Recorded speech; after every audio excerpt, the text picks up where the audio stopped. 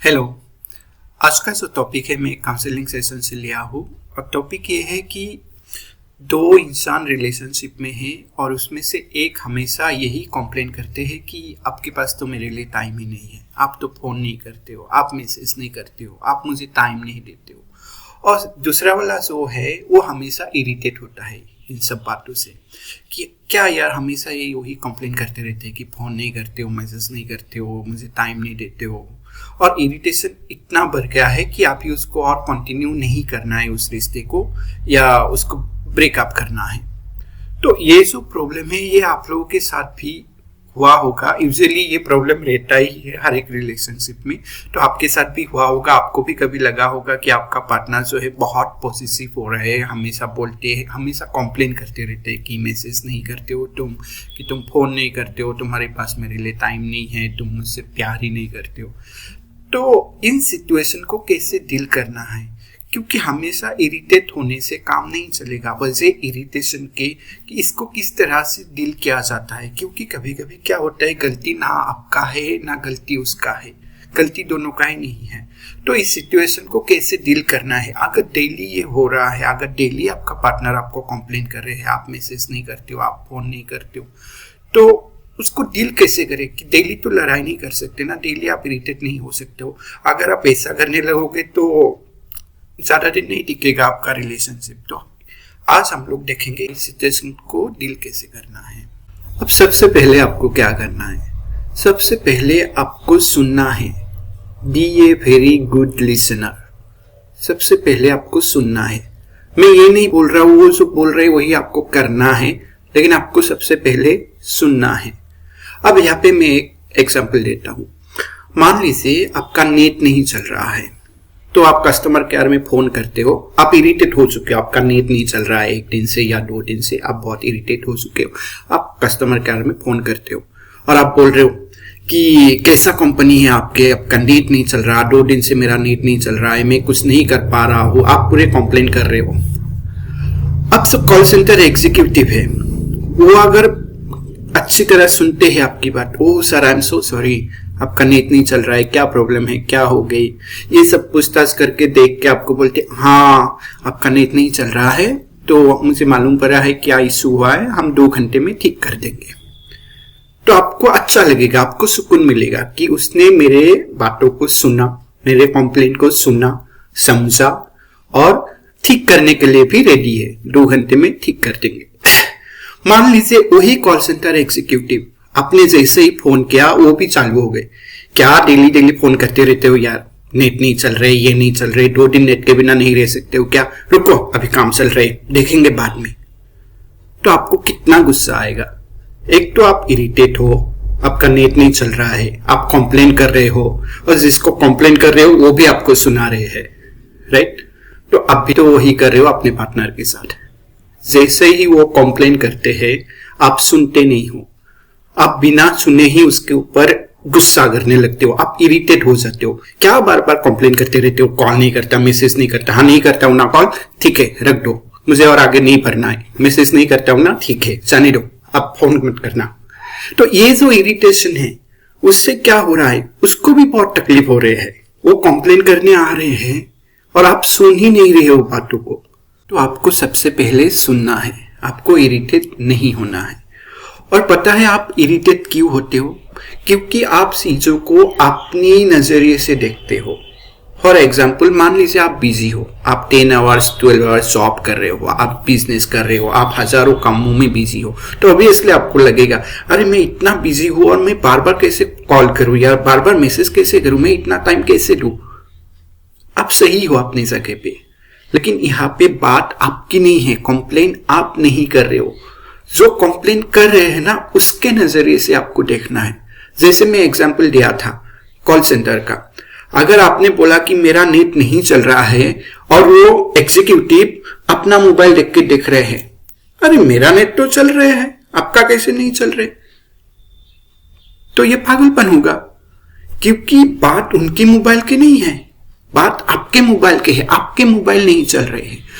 तो इसी तरह कंप्लेन वो कर रहे हैं, आपके पार्टनर कर रहे हैं, तो आपको आपके पार्टनर की नजरिए से देखना है, आप बहुत बिजी हो, आपके पास उतना टाइम नहीं है, आई अंडरस्टैंड, आप सही हो अपनी जगह पे, लेकिन आप उसके नजरिए से देखिए।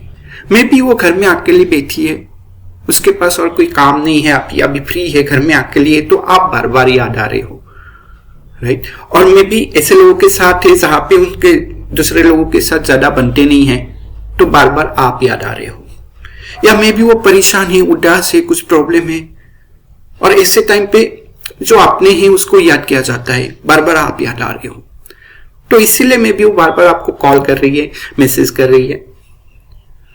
जब आप इस तरह से समझने लगोगे ना, तो आपको लगेगा कि गलत वो भी नहीं है, शायद अगर मैं उसके जगह में होता तो मैं भी वही करता, राइट। तो हमेशा जो प्रॉब्लम है ना, जो कंप्लेन कर रहे हैं, उसके नजरिए से देखिए। इसको हम लोग रूट कॉज एनालिसिस बोलते हैं, कि आपको रूट तक जाना है कि प्रॉब्लम क्यों हो रहे है, क्यों बार बार कंप्लेन कर रहे हैं या रही है।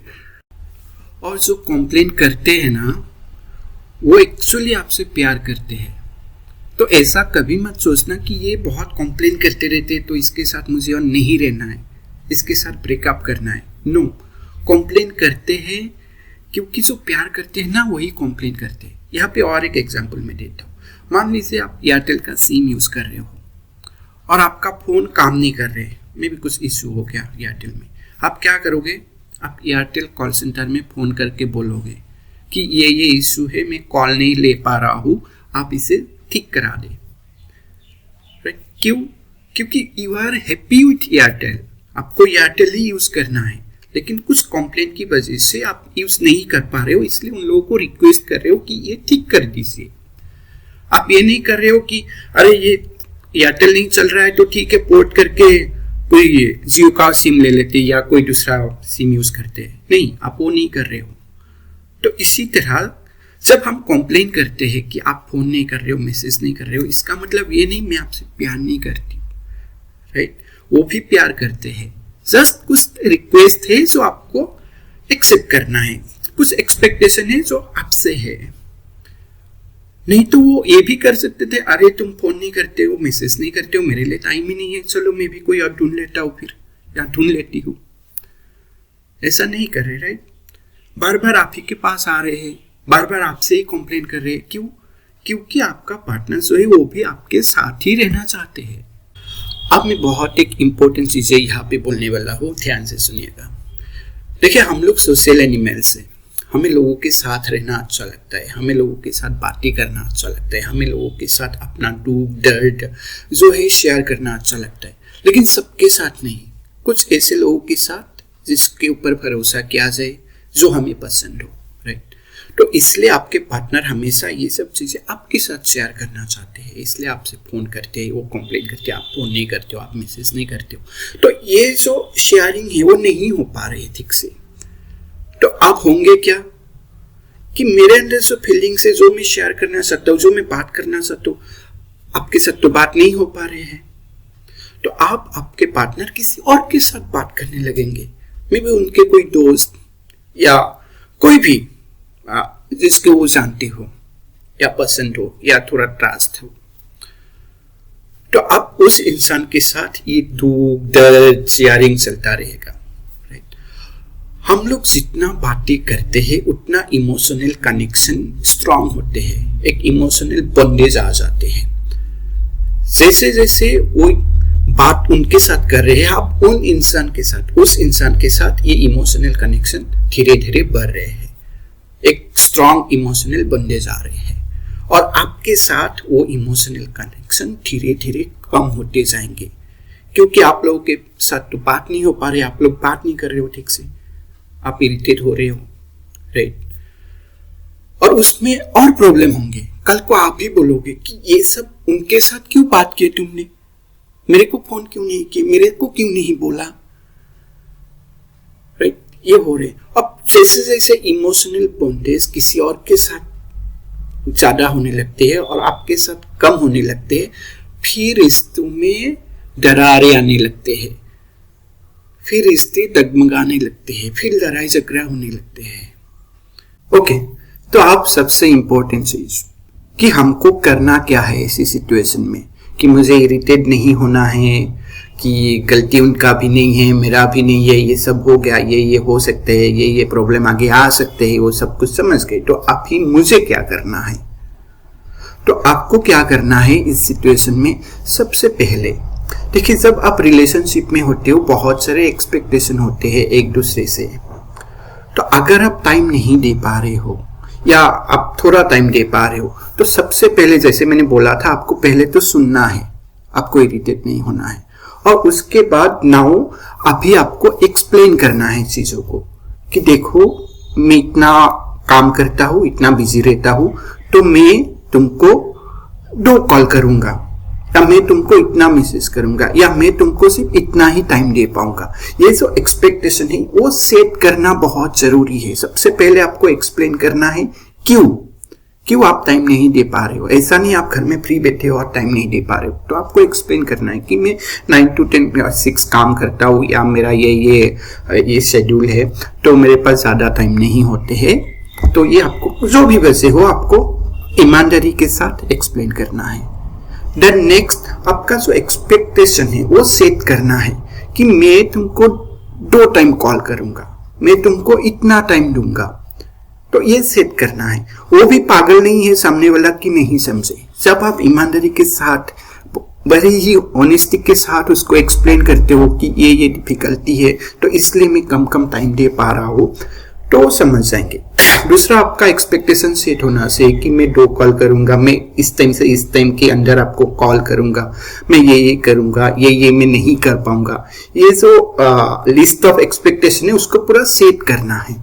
तो होता ये, आपके पार्टनर को भी मालूम होता है कि वो इतने टाइम में ही मुझे फोन करेंगे, कि वो इतने टाइम के लिए ही मुझे फोन करेंगे, मुझे जो भी बात करना है इसी टाइम में करना है, राइट। तो वो भी बिन वजह कोई एक्सपेक्टेशन लेके नहीं बैठेंगे कि आप सुबह से शाम तक उसके साथ लगे रहोगे, आप ये बात करोगे, वो बात करोगे। उसको भी दिमाग में क्लियर हो जाता है कि क्या एक्सपेक्टेशन है और उसको क्या एक्सपेक्ट करना चाहिए और कितना एक्सपेक्ट करना चाहिए।